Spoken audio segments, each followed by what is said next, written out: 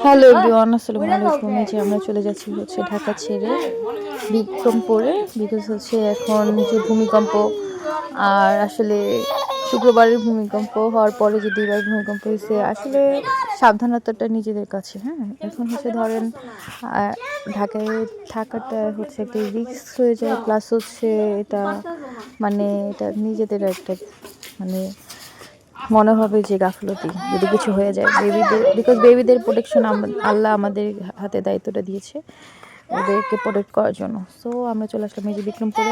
আমার বাসা যেহেতু হচ্ছে ভাড়া দেওয়া, তো আমাকে এই টিনের রুমটাতেই উঠতে হবে। এই যে দেখেন টিনের রুমে এগুলো সব ছিল, এখন এই অবস্থা, সন্ধ্যাও হয়ে গেছে। এখন এই যে আমি সব হচ্ছে পরিষ্কার করতেছি, সব বের করলাম। প্রথমে আমি সব বের করছি, এখানে তো খাট টাট কিছুই নেই। সো এগুলো সবই আমাকে হচ্ছে করতে হচ্ছে। এখানে ঝোল বড় বড় হচ্ছে মাকড়সা, অ্যান্ড হচ্ছে আমি এই যে এগুলো আসলে এখানে কখনোই থাকা হয় নাই এভাবে। আজান আলাইনের জন্য হচ্ছে ফার্স্ট টাইম এই টিনের ঘরে থাকবে। সো এটাকে আসলে কীভাবে অনেক কষ্ট হবে, বাট হচ্ছে আমাদের থাকতেই হবে। সো সন্ধ্যাও যেহেতু হয়ে যাচ্ছে, সো আমি তাড়াতাড়ি করে হচ্ছে এই যে ক্লিন করলাম, সব কিছু বের করে আমি এই যে বেবি খাটের মধ্যে সব কিছু রেখে দিলাম। আমাদের খেতা বালিশ যা যা ছিল আমরা ঢাকা থেকে নিয়ে আসছিলাম, আর বাকিগুলো আমি বের করে হচ্ছে বের করে দিয়েছি হচ্ছে পাশের রুমে একটা স্টোরেজ রুম আছে ওইখানে রাখার জন্য।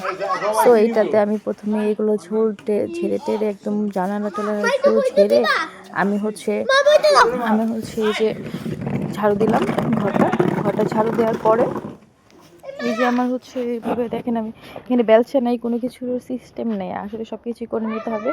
সো এই যে আমরা আবার টিভি নিয়ে আসছিলাম সাথে করে, বিকজ হচ্ছে বেবি যেহেতু আমাদের সাথে আছে, ওরা অবশ্যই হচ্ছে যেন রাতের বেলা বোর না হয়ে যায়, বিকজ হচ্ছে একটা জায়গা থেকে আরেকটা জায়গায় শিফট করলে তো অবশ্যই হচ্ছে একটু বেবিদের কষ্ট হয়ে যায়। সো এখানে আমাদের হচ্ছে একটু অ্যাডজাস্টমেন্ট করতে হবে, বিকজ আমরা তো বাসা ভাড়া দিয়ে দিয়েছি। সো এই যে আমি এখন ঝাড়ু দিচ্ছি, দেখেন অন্ধকার হয়ে গেছে অলমোস্ট এখন। আর আপনার ভাইয়া গেছে হচ্ছে খাট একটা কিনতে, খাট আর হচ্ছে ম্যাট্রেস অ্যান্ড হচ্ছে তোষক কিনতে, আর বালিশটা আমরা নিয়ে আসছিলাম সাথে করে। এই যে আমি ঘরটা ঝাড়ু দিচ্ছি। সো এই ঘরে কখনোই কেউ থাকে নাই, এটা এইভাবে পড়েছিল, আর দেখেন এর জন্য এই অবস্থা এটার। যাই হোক, আর কি করার, বিপদ তো আর বলে আসে না। আর এখন যদি ঢাকায়ও থাকি, আসলে আমি সবাইকে পরামর্শ দিব যে সবাই আসলে মোটামুটি যদি কারো ঢাকার আশেপাশে বা ঢাকার বাহিরে গ্রামে কোথাও বাসা থাকে, তো চলে যান 1 সপ্তাহ 2 সপ্তাহের জন্য, বিকজ হচ্ছে রিস্ক না নেওয়াটাই ভালো। বিকজ হচ্ছে পরিবারটাই আমাদের কাছে সবচেয়ে বড়। হ্যাঁ, পরিবারের বাইরে তো আর টাকা পয়সা কোনো কিছুই ম্যাটার করে না। সো আলিশান বাসায় চিন্তা করলে আসলে কোনো কিছুই হয় না। সো এর জন্যই আমার বেবি বারবার বলতেছিল, আমার ছেলে বলতেছিল, মা ভাঙা বাসায় থাকবো না, ভাঙা বাসায় থাকবো না, এখানে থাকে কীভাবে থাকে এখানে। সো আমি ওকে বুঝাইলাম যে দেখো, আমাদের নবী করিম সাল্লাল্লাহু আলাইহি সাল্লামও কিন্তু হচ্ছে মাটির ঘরে ছিল, এটা তো টিনের ঘর, আর ওইটা তো পুরোটাই মাটির ঘর ছিল। সো ও বললো যে, তারপরেও আমাকে অনেক ইন্টারেস্টের সাথে জিজ্ঞেস করলো যে আসলে নবীজি কী করেছেন, কীভাবে ছিল। তো আমি ওকে বললাম, দেখো বাবা, তুমি যেখানে যেভাবেই থাকবা, যে পরিস্থিতি থাকবা, অ্যাডজাস্টমেন্ট করে নিবা, বাস এটাই হচ্ছে সব থেকে বড় কথা। স্মার্ট আমার কাছে মনে হয় যে সব কিছুর সাথে মিলতে পারে, সেই হচ্ছে স্মার্ট। হ্যাঁ, যাই হোক, এই যে আমরা এই খাটটা আপনার ভাইয়া কিনে এনেছে, কিনে আনার পরে এই যে এই লোকটা আমাদেরকে ডেলিভারি করে দিবে অ্যান্ড ফিক্সিং করে দিবে খাটটা। সো আমাদের আসলে প্রিপারেশন ওইভাবে কিছুই ছিল না, দেখেন পুরো এলোমেলো অবস্থা, অ্যান্ড কিছু করার নাই, এটা আজকে আমাদেরকে গুছাইতে হবে, এমন রাতে এখানে থাকতে হবে। সো আমার এই যে ভাড়াটিয়ার ছেলে তাসকিন আমাদেরকে হচ্ছে যে পাটিসাপটা পিঠা দিয়ে গেল, খুবই মজার, কিশোরগঞ্জের পিঠা এটা, ওর মা বাবারা ওরা কিশোরগঞ্জে, সো অনেক মজা ছিল। আর এই যে দেখেন এগুলোর কী অবস্থা, এগুলো আমার সব গোছাতে হবে। যাই হোক, আমি হচ্ছে মোটামুটি এই যে আমি এভাবে বিছানাটা করে ফেলেছি, আর এভাবে হচ্ছে করতেছি, সব কিছু এভাবে করলাম। পরে এখন হচ্ছে এই যে এভাবে গুছিয়েছি, গোছানোর পরে দেখেন মোটামুটি তারপরও হচ্ছে থাকা যাবে। আর হচ্ছে এই যে আমরা হচ্ছে খিচুড়ি রান্না করিয়েছিলাম, আমরা আসার সময় খিচুড়ি রান্না করা ছিল, ওগুলো নিয়ে আসছি এখানে, জাস্ট গরম করেছি। আমি সেই খিচুড়িগুলোকে এভাবে হচ্ছে দিব বেবিদেরকে। আর এই যে সকাল হয়ে গেছে, অ্যান্ড আজান আলাইনা দাদিও চলে আসছে, চাচু চলে আসছে। সো আজানকে দিয়েছে এই চকলেটগুলো। সো সো ওরাও হচ্ছে এনজয় করতেছে। আসলে গ্রামের পরিবেশটাতে আসলে আপনার বোরিং হওয়ার কোনো সিস্টেম নেই।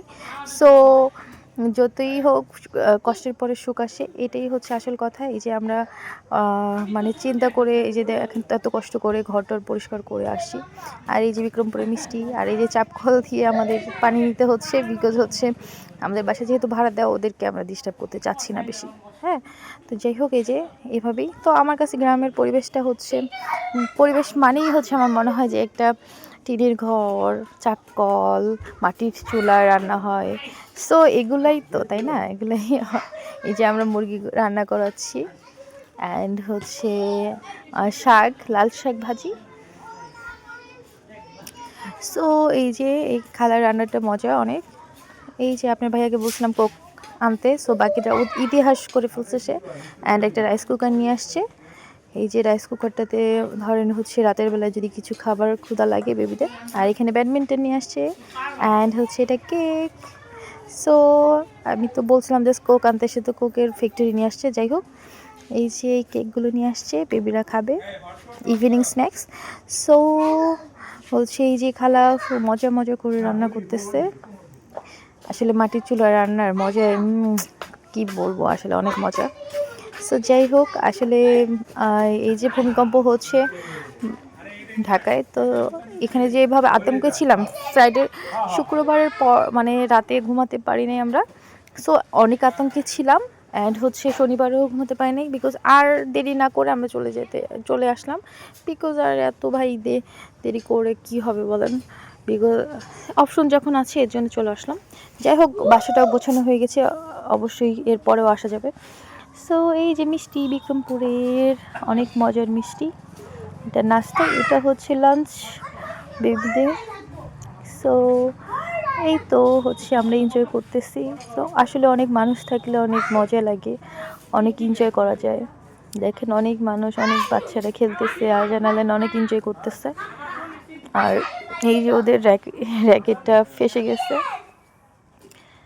সো যাই হোক, সবাই সেফ থাকবেন। আল্লাহ হাফিজ।